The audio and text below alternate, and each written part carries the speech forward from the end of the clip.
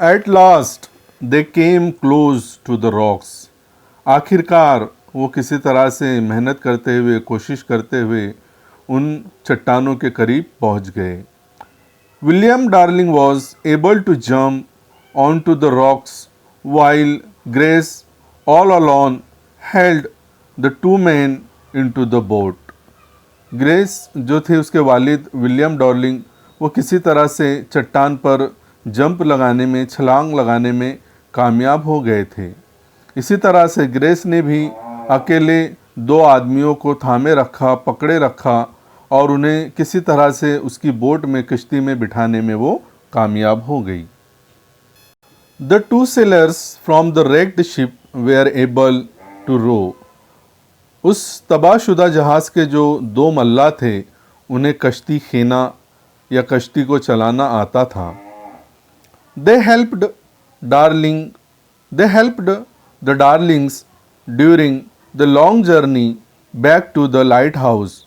और उन दो मल्लाहों ने वापसी के सफ़र में जो है ग्रेस और उसके वालिद की कश्ती को चलाने में मदद की. Then Grace and the three women got out.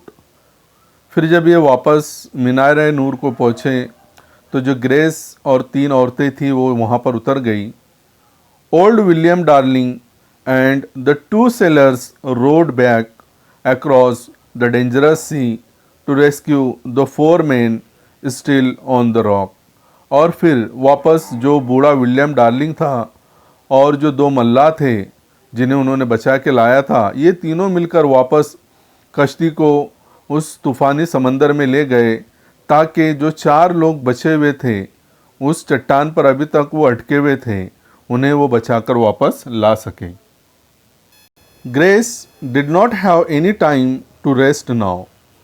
अब ग्रेस के पास वक्त नहीं था कि वो आराम करे. All that day she was busy helping her mother to warm and feed the rescued passenger. वो उस रोज़ दिन भर अपनी अम्मी की मदद करती रही. किस काम में? जो लोगों को उन्हें बचा के लाया था उन्हें गर्मी पहुंचाने में, उन्हें खाना खिलाने में और उनकी तीमारदारी करने में वो दिन भर मसरूफ़ रही और अपनी अम्मी की मदद करती रही.